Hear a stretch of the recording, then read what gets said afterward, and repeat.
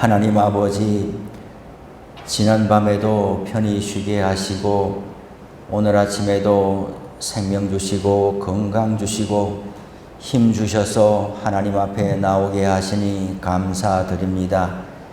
예수님께서 십자가에서 죽으심으로써 우리에게 부어주신 대속의 은총으로 말미암아 오늘도 하나님의 자녀, 하나님의 백성으로 맞아주시고 임마누엘 하나님으로 동행해 주시니 감사드립니다. 이 세상을 살아가는 동안 우리가 곤고하고 힘겨운 상황들을 만날 때에 하나님의 음성과 뜻을 구하기보다는 우리의 노력과 방법으로 해결책을 찾느라고 세월을 허비할 때도 많았습니다. 역사와 인생의 주관자이신 하나님께 돌아와서 도우심을 간구하지 아니하고 우리의 경험과 계산을 고집하다가 더 큰 수렁에 빠질 때도 있었습니다. 하나님 아버지, 우리의 미련함과 어리석음을 용서해 주옵소서. 이 세상에서 하나님의 사람으로 살아가기 위해서 마땅히 견지해야 할 영적인 감수성과 감각이 둔해져서 문제와 상황을 다스리고 이끌어 가시는 하나님의 손길에 주목하지 못할 때가 많았습니다. 자녀를 징계하실 때에 또한 벌써 구원의 길을 예비해 놓으신 하나님, 우리가 주님의 말씀에 순종하여 걸어갈 수 있도록 도와주옵소서. 우리가 어디에서 미끄러졌는지, 어느 지점에서 돌아서야 할지, 정말 우리의 마음속에 있는 것이 무엇인지 알게 하옵소서. 완고하고 고집스러운 삶의 태도를 벗어버리고 심령이 가난한 자가 되게 하옵소서. 하나님 아버지, 우리 교회의 미래준비국과 청년부에서 여름 사역을 준비하고 있습니다. 교역자들과 교사들, 봉사자들의 헌신과 수고를 통해서 한 생명 한 영혼이 인격적으로 하나님을 만나고 죄사함의 은총을 누리게 하옵소서. 시간마다 은혜를 풍성하게 내려주시고 하나님 나라의 기쁨과 즐거움을 경험하게 하옵소서. 합당한 일기를 주시고 실족하거나 시험에 드는 일이 생기지 않게 하옵소서. 안전사고로부터 지켜보호하여 주옵소서. 아이들을 많이 보내주시고 아이들을 통해서 부모, 형제, 친구들까지 전도되는 역사를 보게 하옵소서. 온 교회가 기도로, 물질로, 마음으로, 시간으로 동참하여 성령 안에서 주님의 몸된 교회의 하나됨을 확인하고 경험할 수 있게 하옵소서. 매주일 강단 꽃꽂이와 교회를 아름답게 장식하는 환경미화팀의 섬김을 기억하여 주옵소서. 군문에 나가 있는 자녀들의 안전과 건강을 지켜주옵소서. 낯선 병영 생활에 잘 적응하게 하시고 좋은 믿음의 동역자들을 붙여주옵소서. 주님을 의지하고 신뢰하는 믿음을 주시고 부모의 믿음이 아니라 자신의 믿음으로 거듭나게 하시고 든든하게 성장해 가게 하옵소서. 병중에 있는 성도들, 자격시험을 준비하는 성도들, 취업이나 이직을 준비하는 성도들, 새롭게 사업을 시작하는 성도들, 태중에 자라고 있는 생명의 출산을 준비하며 기다리는 성도들, 병원 치료를 앞두고 있는 성도들을 어릴 때는 함께 신앙생활을 하였으나 장성에서 믿음을 내려놓은 자녀를 위해 기도하는 성도들, 가정의 화목과 회복을 위해 기도하는 성도들, 물질의 시험에서 속히 건져주시기를 기도하는 성도들, 자녀의 결혼을 위해 기도하는 성도들, 결혼식을 준비하는 성도들, 요양원에 계시는 연로하신 성도님들, 여러 형편에 있는 성도님들의 간구에 응답하여 주옵소서. 주님의 긍휼과 사랑이 오늘도 충만하게 부어지기를 소망합니다. 1000번째 감사의 예물을 드린 손길들을 기억하여 주시고 그 간절한 기도에 응답하여 주옵소서. 예수님의 이름으로 기도드립니다. 아멘. 오늘 성경 말씀은 예레미야 4장 5절에서 18절의 말씀입니다.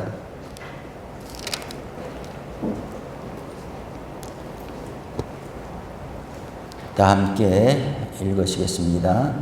너희는 유다에 선포하며 예루살렘에 공포하여 이르기를 이 땅에서 나팔을 불라 하며 또 크게 외쳐 이르기를 너희는 모이라 우리가 견고한 성으로 들어가자 하고 시온을 향하여 깃발을 세우라 도피하라 지체하지 말라 내가 북방에서 재난과 큰 멸망을 가져오리라 사자가 그 수풀에서 올라왔으며 나라들을 멸하는 자가 나와서되 네 땅을 황폐하게 하려고 이미 그의 처소를 떠났은즉 네 성읍들이 황폐하여 주민이 없게 되리니 이로 말미암아 너희는 굵은 배를 두르고 애곡하라 이는 여호와의 맹렬한 노가 아직 너희에게서 돌이키지 아니하였음이라 여호와의 말씀이니라 그날에 왕과 지도자들은 낙심할 것이며 제사장들은 놀랄 것이며 선지자들은 깜짝 놀라리라 내가 이르되 슬프도소이다 주 여호와여 주께서 진실로 이 백성과 예루살렘을 크게 속이셨나이다 이러시기를 너희에게 평강이 있으리라 하시더니 칼이 생명에 이르렀나이다 그때에 이 백성과 예루살렘에 전할 자가 있어서 뜨거운 바람이 광야에 있는 헐벗은 산에서 내 딸 백성에게 불어온다 하리라 이는 키질하기 위함도 아니요 정결하게 하려 함도 아니며 이보다 더 강한 바람이 나를 위하여 오리니 이제 내가 그들에게 심판을 행할 것이라 보라 그가 구름같이 올라오나니 그의 병거는 회오리 바람 같고 그의 말들은 독수리보다 빠르도다 우리에게 화이도다 우리는 멸망하도다 하리라 예루살렘아 내 마음의 악을 씻어버리라 그리하면 구원을 얻으리라 내 악한 생각이 네 속에 얼마나 오래 머물겠느냐 단에서 소리를 선포하며 에브라임 산에서 재앙을 공포하는도다 너희는 여러 나라에 전하며 또 예루살렘에 알리기를 애워싸고 치는 자들이 먼 땅에서부터 와서 유다 성읍들을 향하여 소리를 지른다 하라 그들이 밭을 지키는 자같이 예루살렘을 애워싸나니 이는 그가 나를 거역했기 때문이니라 여호와의 말씀이니라 내 길과 행위가 이 일들을 부르게 하였나니 이는 내가 완악함이라 그 고통이 내 마음에까지 미치느니라 아멘. 예레미야 애가 3장 32절 34절에서는 이런 말씀이 있습니다. 그가 비록 근심하게 하시나 그의 풍부한 인자하심을 따라 긍휼히 여기실 것임이라 주께서 인생으로 고생하게 하시며 근심하게 하심은 본심이 아니시로다. 잠언 3장 11절 12절에는 이런 말씀이 있습니다. 내 아들아 여호와의 징계를 경히 여기지 말라. 그 꾸지람을 싫어하지 말라. 대저 여호와께서 그 사랑하시는 자를 징계하시기를 마치 아비가 그 기뻐하는 아들을 징계함같이 하시느니라. 히브리서 12장 7, 8절 11절에는 이런 말씀이 있습니다. 하나님이 아들과 같이 너희를 대우하시나니 어찌 아버지가 징계하지 않는 아들이 있으리요 징계는 다 받는 것이거늘 너희에게 없으면 사생자요 친아들이 아니니라. 무릇 징계가 당시에는 즐거워 보이지 않고 슬퍼 보이나 후에 그로 말미암아 연단받는 자들은 의와 평강의 열매를 맺느니라.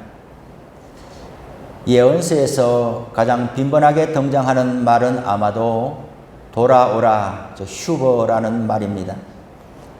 4장 1절에서 여호와께서 이르시되 이스라엘아 네가 돌아오려거든 내게로 돌아오라 라고 할 때에 이 돌아오라, 돌아오다 말이 그 말입니다. 내게로 돌아오라. 이 휴버라는 말은 예언서에서 핵심 주제이고 키워드가 되겠지요. 이것을 위해서 하나님은 당신의 백성을 징계하시고 심판하시고 고생하게 하십니다. 집을 떠나갔더니 고생이다라는 것을 철저하게 깨닫고 경험한 사람만이 집으로 발걸음을 돌립니다. 탕자에 비유해서 우리는 그것을 잘 볼 수가 있지요.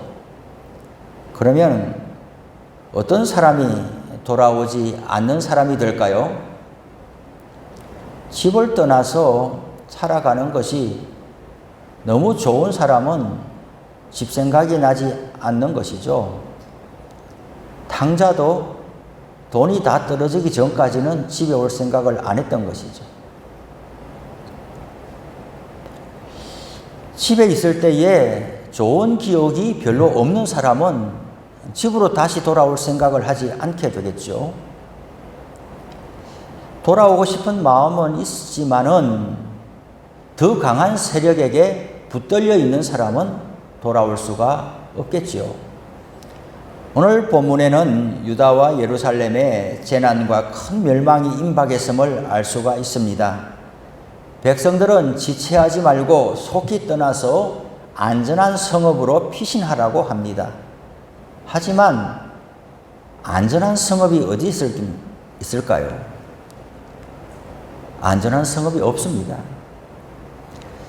이 재난과 멸망을 가져오는 세력을 7절에서는 사자, 나라들을 멸하는 자, 11절에서는 뜨거운 바람, 12절에서는 이보다 더 강한 바람으로 표현을 달리하고 있지만은 실상은 누구를 가리키는가? 당시 국제 무대에 신흥 패자로 등장하는 바벨론을 지칭하는 것이죠. 그들은 당시 세계를 지배하던 아수르를 물리치고 파죽지세로 세력을 확장해 오고 있던 세력입니다. 14, 13절에 보면 이 바벨론의 막강한 군사력의 팽창 속도를 설명합니다. 보라, 그가 구름같이 올라오고 그의 병거는 회오리 바람 같고 그의 말들은 독수리보다 빠르다. 누가 이 바벨론을 당할 수가 있겠습니까? 15절에서는 단에서 소리를 선포하며 에브라임 산에서 재앙을 공포하는도다라고 했습니다.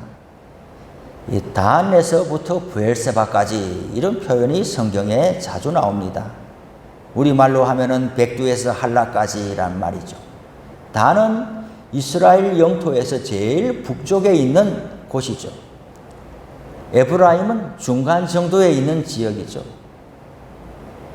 이 바벨론 사람들이 내려오는 것이 단을 지나서 이제 에브라임까지 내려온다고 하면 이제 유다와 예루살렘까지 내려오는 것은 시간 문제일 뿐이죠. 이스라엘은 과연 바람 앞에 덩굴처럼 위태로운 처지에 놓이게 된 것입니다. 예레미야가 활동하던 시기에 아수르 제국의 분열과 멸망으로 인해서 그 지배 아래에 있던 약소 국가들, 이스라엘을 포함하죠. 이 약소 국가들이 독립의 희망을 품었다가 오히려 그 뒤에 이어서 등장하는 신흥 바벨론의 지배 아래 떨어지게 된 것은 역사적인 사실입니다. 이 갈거미스라는 곳에서 큰 전투가 벌어지고 거기서 이제 아수르는 완전히 멸망하게 됩니다. 바벨론은 그 전투 이후에 애굽 본토까지 넘보면서 남진 정책을 펼치게 되죠. 이 지정학적으로 보면은 바벨론은 이스라엘 북쪽에 있기 때문에 이스라엘의 원수는 항상 어디에서요? 북쪽에서, 북방에서 내려오는 것으로 되어 있습니다. 이것을 문자적으로 적용해가지고요. 예전에 책에 보니까 이렇게 되어 있더군요. 우리나라도 해방 이후에 이제 남북이 분단되면서 북쪽에 소련군이 이제 진주하게 되었어요. 소련 군대가 내려오면서 북쪽에 이제 함경도 또 평안도 또 교회가 왕성했던 데가 신의주, 황해도 이런 쪽이거든요. 내려오면서 교회들을 핍박하고 많은 믿는 사람들을 이제 순교하게 만들어지죠. 물론 그들이 교회를 핍박하고 성도들을 죽이고 사단의 하수인 노릇을 했지만은 그 당시 북쪽에 있던 우리 성도들은 성경을 열심히 봤던 터라 하나님의 백성들을 대적하고는 원수가 어디에서 온다고요? 오늘 성경에 보니까 북방에서 온다. 지금 소련군이 어디서 내려오는 거예요? 북에서 내려오는 거예요. 그러니 저들은 하나님의 원수고 이제 교회의 원수가 되는 것이죠. 그들이 하는 행실보다 북쪽에서 내려왔다는 이런 것에 더 큰 의미를 부여하고 그랬던 것이에요. 한국 전쟁 시기에도 마찬가지로 인민군이 어디서 내려왔나요? 북쪽에서 내려온 거예요. 그러면은 남쪽이나 서쪽이나 동쪽에서는 나쁜 사람들이 오지 않고 꼭 북쪽에서만 내려오느냐? 이스라엘 사람들이 위치한 그걸로 보면 아수르나 바벨론이나 그 위에서 내려오게 돼 있어요. 왜? 그 위에 사는 사람이니까. 우리도 소련은 우리보다 위치적으로 위에 있어요. 북한도 저 위에 있어요. 중국도 저 위에 있어요. 그러면 예전에 일본 사람들은 밑에서 올라왔는데 일본 사람들은 나쁜 사람들이 아니냐? 아니죠. 그렇지가 않습니다. 북쪽에서 방향적으로 오늘 북쪽에서 내려왔다고 해서 나쁜 사람들이 아닌 것이 아니에요. 지금 전쟁에서는 전후방이 따로 없는 것처럼 하나님의 백성들이 이 땅에서 마주하는 위협과 도전들은 동서남북이 따로 없는 겁니다. 지정학적인 위치에 큰 의미를 둘 필요가 없습니다. 지금 이단들이 성경을 이렇게 자구적으로 해석하면서 동방에서라고 하면 동방은 한국을 가리킨다 이렇게 그렇게 보면 안 되는 것이죠. 어떤 위치를 말하는 것이 아니라 전방위적으로 우리는 이제 깨어 있어야 하는 것이죠. 하나님은 역사의 주관자이십니다. 하나님의 백성들은 이러한 사실, 하나님의 역사와 인생의 주관자가 되신다는 사실을 믿고 받아들여야 합니다. 오늘 본문 6절에서 내가 북방에서 재난과 큰 멸망을 가져오리라. 8절에서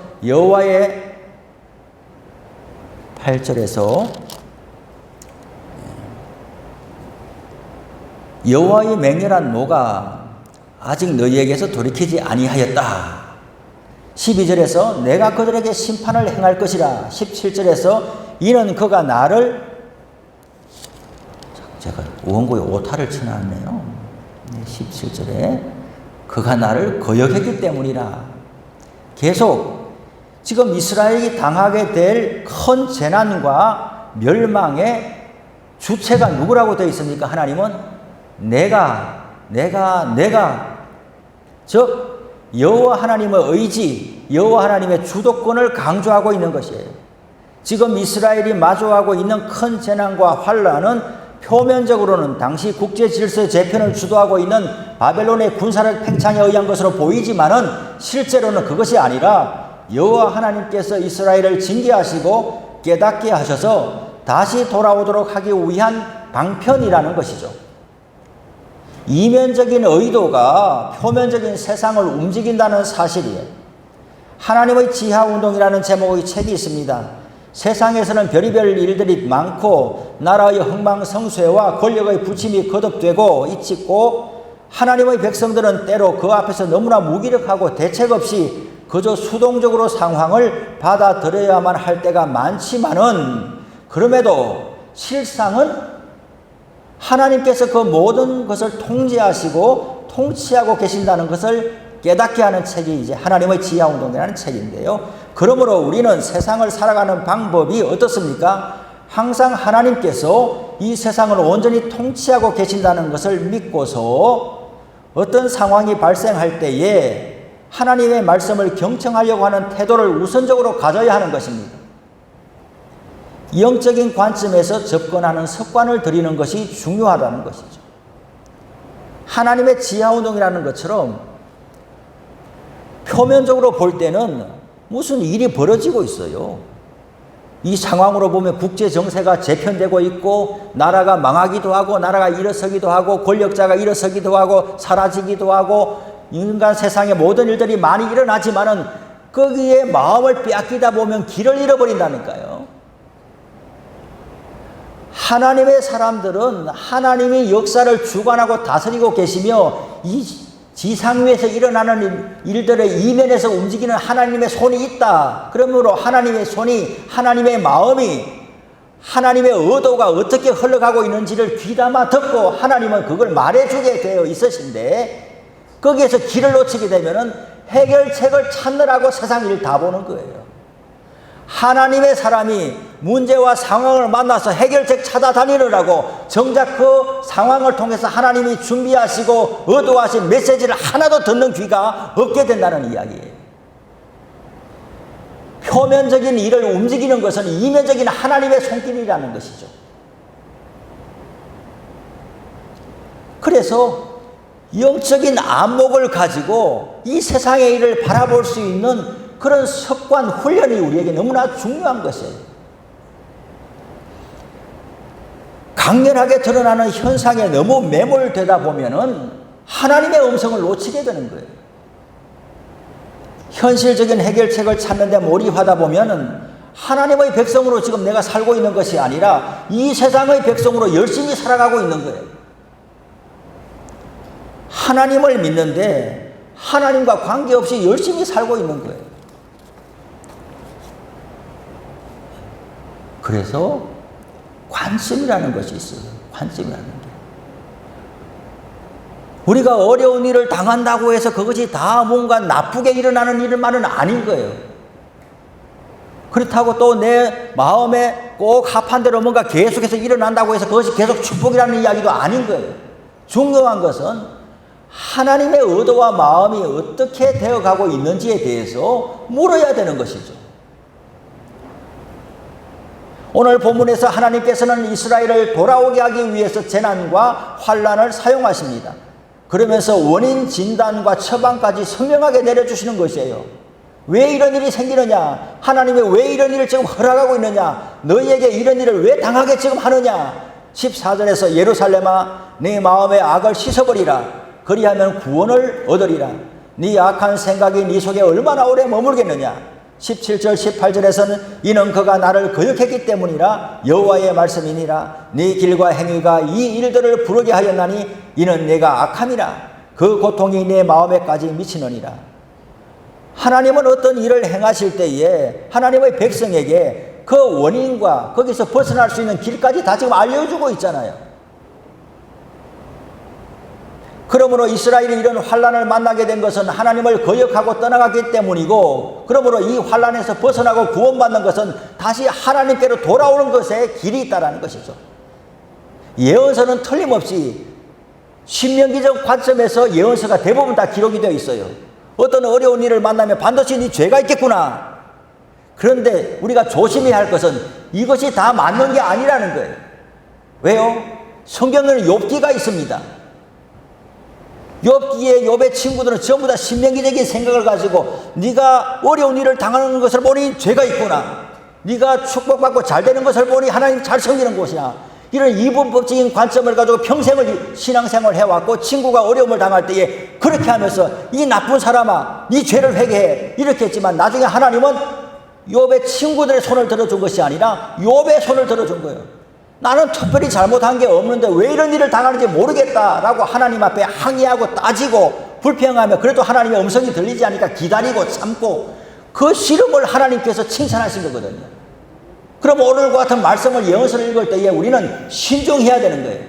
신명기 28장 30장에 근거해서 축복받지 못하고 환난과 재난을 당하게 되면 그것이 하나님께 불순종하고 죄를 지었다는 증거로 반드시 봐서는 안 되는 거예요. 특별히 어느 때에 다른 사람의 인생에 대해서 어려운 일을 당하는 것을 보고 죄가 있구나 이렇게 말해서는 절대 안 되는 거예요. 하지만은 오늘 말씀 우리는 어떻게 받아야 되는가? 나 자신에게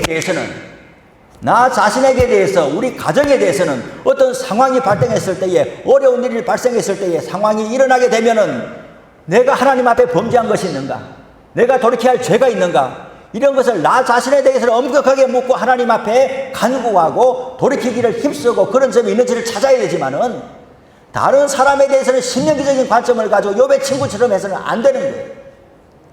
그러므로 오늘도 저마다 우리는 마주한 상황들을 하나님 앞에 내어드리면서 하나님 앞에 하나님의 음성을 듣기를 구하고 하나님이 이 상황을 통해서 뭐를 말씀하시는지를 구하고 그에 대하여 아멘으로 응답하는 저와 여러분 되시기를 바랍니다.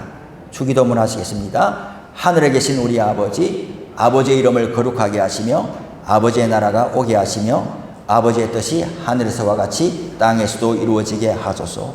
오늘 우리에게 일용할 양식을 주시고 우리가 우리에게 잘못한 사람을 용서하여 준 것 같이 우리 죄를 용서하여 주시고 우리를 시험에 빠지지 않게 하시고 악에서 구하소서. 나라와 권능과 영광이 영원히 아버지의 것입니다. 아멘.